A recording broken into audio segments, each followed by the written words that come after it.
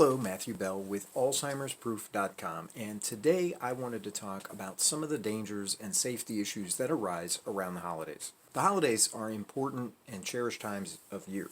They can help families to develop a sense of identity, to connect with the past. They can provide continuity and even stability. For people who have cognitive impairments, the holidays can be familiar times that remind them of the past and bring comfort and joy. But at the same time, holidays can pose a number of difficulties and safety issues, behavioral challenges, emotional challenges, and other things. For one thing, caregivers can be faced with a number of practical and logistical concerns when they try and add on decorating, visiting, and holiday preparations on top of all of the pressures of normal caretaking. It can be difficult to juggle traditions and responsibilities. Many people therefore will need to modify their experience and their celebration of the holidays, maybe limit the amount of decorations that they use or simplify things in a number of ways, and we'll kind of get into a bit of that. Traditions may need to be modified to make them less elaborate and possibly less dangerous. A number of these tips are going to be highly dependent on the stage of Alzheimer's that your loved one is in, as well as a number of other circumstantial factors that I cannot comment on. If you need personalized advice, you, as always, need to consult an expert in your area. This video is for general informational or entertainment purposes only, is not to be construed as advice. Specifically, you have to realize that any tips that I have regarding safety are designed only to be deterrents. They are not designed to exclusively protect your loved one.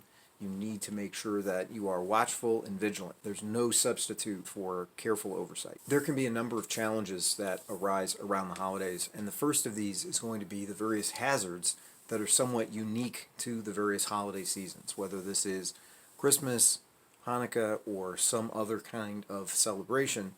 There are a number of hazards that are often unique to this time of year. Although clutter can be and is a concern in many households, around the holidays it can become an even greater concern. You might have gifts piled up in certain areas of the house, maybe under a Christmas tree. You might have extension cords run for various holiday lighting. You want to make sure, obviously, that walkways and paths are clear and that the clutter is kept off to the side and at a minimum. Various decorations as well can encroach into the space where a person may need to navigate. You want to make sure that any kind of assistance devices like walkers and canes are not obstructed in terms of any decorations that you bring out. And of course, the concern is that fall and tripping hazards become increased in the face of this clutter. Lighting can also exacerbate tripping risks, and this is particularly the case if some of the lighting is dim or maybe if it flickers. Twinkling lights can have a disorienting effect. So with respect to lighting, you want to make sure that any lighting that you add is not going to affect the ability to walk. Many of the online resources recommend that you use continuously lit bulbs, bulbs that can either be turned on or off, but that do not blink, flicker, or twinkle. Additionally, as we said, any extension cords need to be carefully run. You want to obviously make sure that you are properly attending to voltage regulations, not overloading outlets, because that can lead to the next hazard, which is fire hazard. During the holidays, overloaded circuits can become a thing if you have a lot of elaborate or motorized Christmas decorations. So you want to make sure that you don't overload your circuits, that you have extension cords if you use them that are not frayed. And this is as good a time as any to add on, just as a general tip, make sure that any space heaters that are used are in good working condition, that are not damaged, that you have working smoke detectors. In addition, obviously during the holidays, people sometimes bring out candles, they sometimes light fires in the fireplace, and all of these, while they are beautiful and can add something to the ambiance and to the feeling of the season, can also be very hazardous for people who are cognitively impaired. In some resources, you will see people recommending the use of battery-operated candle-like lamps rather than traditional candles, just to prevent burns, to prevent fires. If the Alzheimer's afflicted individual might accidentally knock the candle over or bump into it or grab it or anything else. You want to make sure that fireplaces are carefully cordoned off. If they're used, they should only be used under careful supervision of some kind of a cognitively functioning adult. As far as other decorations are concerned, artificial fruits and vegetables can pose difficulties for individuals who are so impaired that they cannot distinguish between a real fruit or vegetable and a fake one. Oftentimes, bowls are placed out with candies, possibly some of which are hard candies, which can present a choking hazard Additionally, it's the time of year people sometimes bring out wine and other alcohols. Obviously, the effects of these can sometimes be unpredictable in people who have some sort of a cognitive deficiency or some kind of a dementia. These should be carefully restricted if necessary, not even brought out. In addition to that, some ornaments and other decorations are often breakable. Some of them are porcelain or maybe glass, and this can obviously present not only the danger of being cut, but it can also make quite a mess.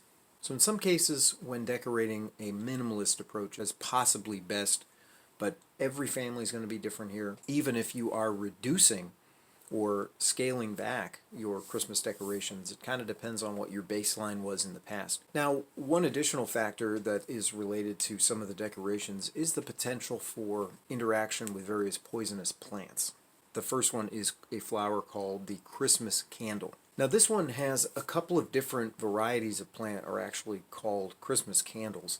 One of them is called Senna alata or Cassia alata, and that particular plant is actually medicinal. It has apparently no known toxic effects and is sometimes used to treat ringworm. On the other hand, there is a variety of Christmas candle that is called a spurge, scientific name Euphorbia tithymaloides. This can cause severe skin and eye irritation as well as gastrointestinal upset ranging from severe diarrhea to nausea and vomiting. Another plant that is often brought out during the holiday season is the Jerusalem cherry.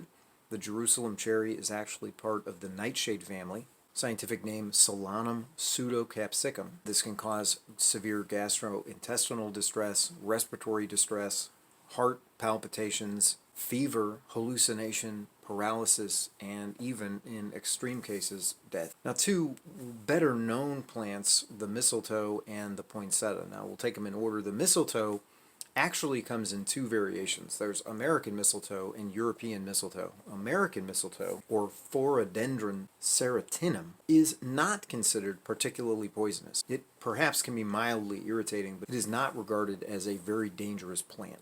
On the other hand, European mistletoe, otherwise known as Viscum album, is regarded as fairly toxic. It contains the toxin viscumin, which is actually related to two of the more deadly plant-based poisons known. The first of which is ricin, which comes from the castor bean plant, and the second is albrin, comes from the rosary pea plant. And viscumin is apparently a cousin of these more significant and more exotic poisons, so European mistletoe can be extremely dangerous. Now finally, we have the poinsettia. The poinsettia has in the past been regarded as deadly, but science today and articles that I've consulted today generally regard the poinsettia as more or less harmless. It can cause mild skin irritation, mild nausea, but it is not regarded as deadly. And the current word on poinsettia is that its reputation was undeserved. When dealing with plants, one never can be too careful. So even if your loved one is not particularly prone to ingest various odd substances as a child might do, still if their hygiene or if their cognitive capacities are diminished, they may not be as hygienic as they once were.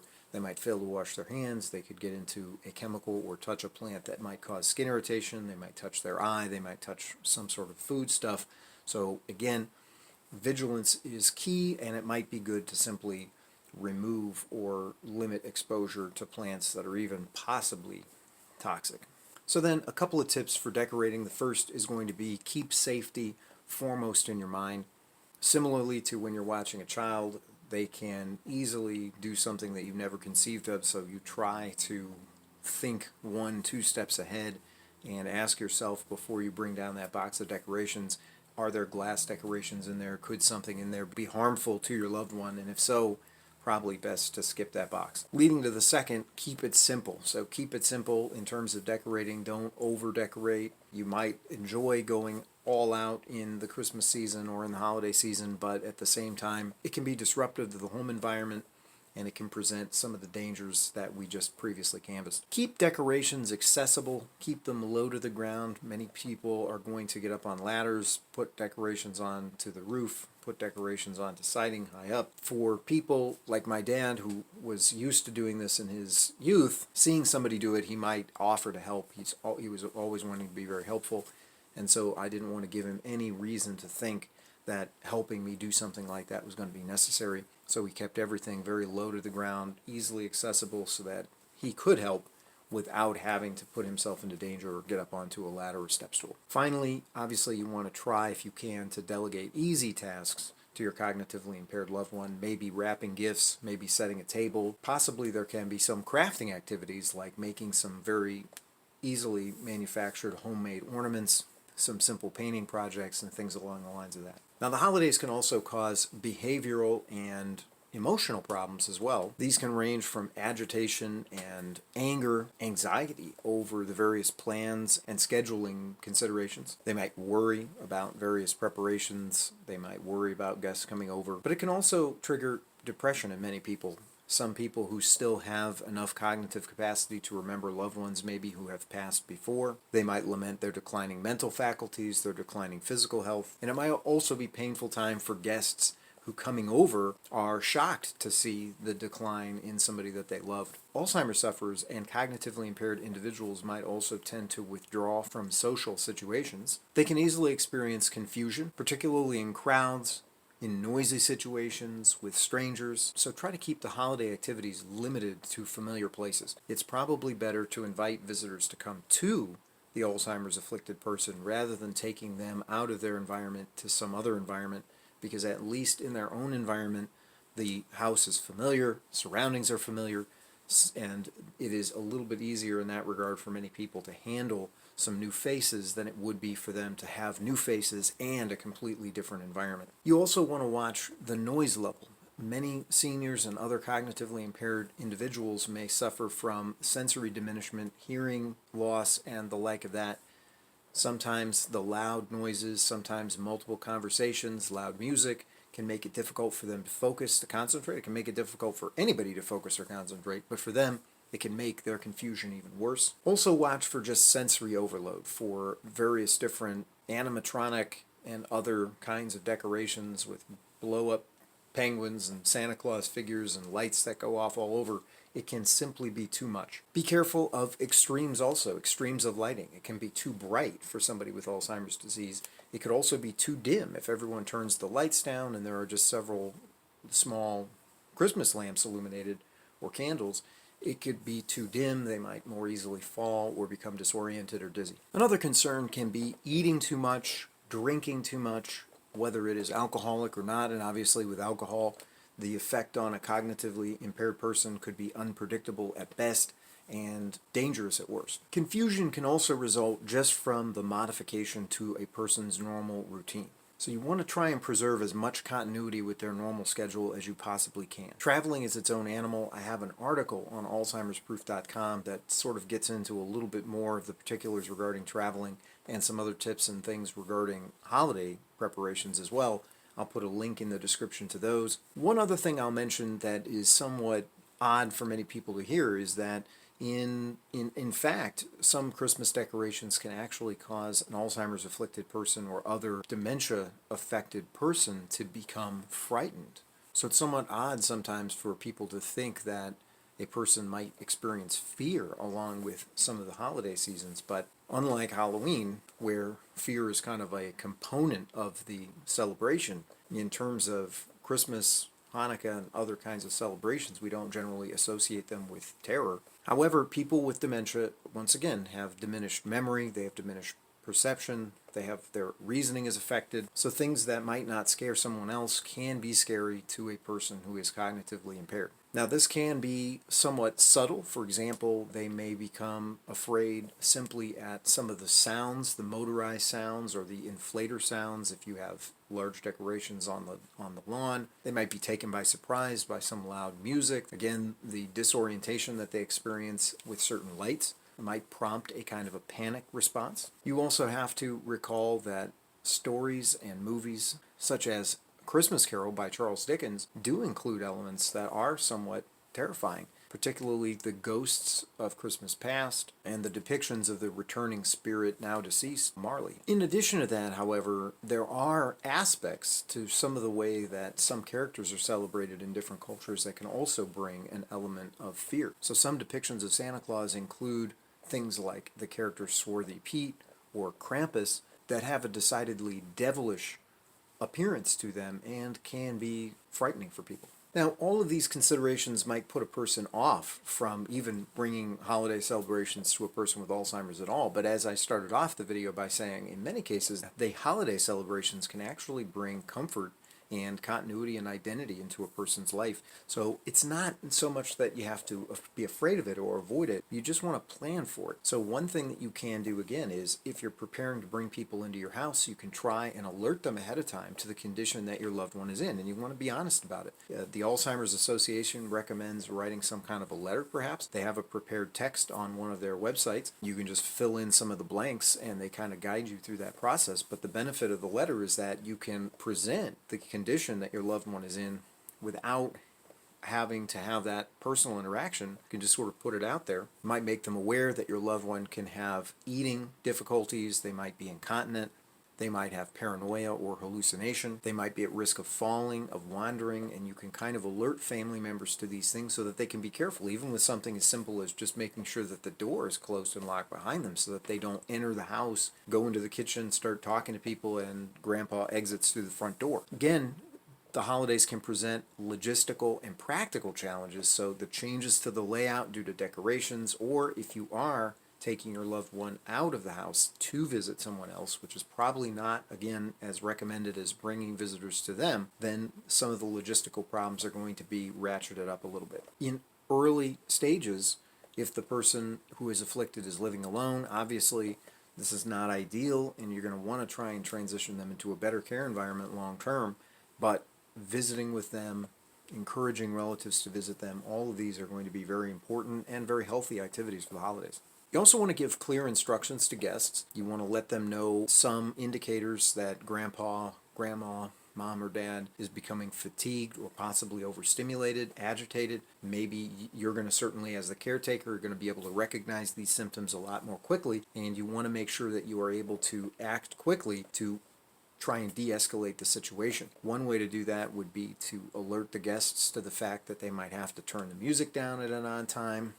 They might have to excuse grandpa as he leaves to go take a nap. And as an aside, and as a corollary here, you should have a safe space or a quiet area set up so that whoever it is who has dementia can retreat into a very quiet space, maybe with some activities, things that are very familiar to them, so that they can kind of get a break from some of the stimulation and the activity. Obviously, with an Alzheimer's afflicted person, there are going to be many communication difficulties. They might have trouble getting words out. They might have trouble remembering, following stories, remembering faces and names. You probably want to try to prepare visitors for this as well, and also let them know that if grandpa or mom or dad forgets who you are, don't take it personally. It's simply a function of the disease. On a slightly different wavelength, caretakers are well advised to take some time for themselves if they can. They want to try and secure some kind of respite care, that is to say, some kind of a break to their normal caregiving routine. And the reason for this is multiple. Number one, you're going to need to have some kind of a break or you're going to experience burnout. But number two, there may be Christmas and other activities that you wish to participate in, but which are not safe for your Alzheimer's afflicted loved one. And it would be a good opportunity if you can have somebody else watch grandpa, maybe take your afflicted relative to an adult daycare, possibly bring someone else into the house for a brief period of time. Then you have the ability to celebrate the holiday and do things that you might not otherwise be able to do. And that's going to be important for your own mental health and your own longevity as a caretaker. Now, another thing you can do is you can show your Alzheimer's afflicted relative photographs of some of the people who are going to be showing up at the house to try to prepare them and remind them of who they are in advance. Now, this may or may not work. It's going to depend on the stage. It's going to depend on how long it has been since they've seen the person, how close they were in any case, and many, many other factors. But finally, there is no substitute for vigilance. Any of these tips, any of these suggestions, all of these are simply designed to try to minimize any kind of disturbance or accident. However, there is no substitute for careful watchfulness. You are going to ultimately be the one, the caretaker is the one who is responsible at the end of the day. You know how to monitor the signs of agitation, the signs of confusion, disorientation. If they start to become overwhelmed, you kind of know their schedule and how much they can take. Just be vigilant. You just want to make sure that you can try to maintain as normal of a routine as possible. This is going to be very important. Changes in routine are very upsetting to a person who is cognitively impaired. Encourage family and friend interaction, but try to keep it low key and nothing that's going to be disturbing or agitating. And finally, don't feel pressured to bring certain aspects into the celebration, things that maybe you know would be upsetting to your relative. You have to think of them first. And if a holiday or if a particular kind of celebration just isn't important to you or is not important to your loved one, then don't feel pressured to bring it in. If you found something of interest, something of use in this video, please like it, please subscribe to the channel, click the notification bell to be alerted to new content as it becomes available. I thank you so much for being with me today. I wish you happy holidays, and I look forward to seeing you again in other videos. Thank you.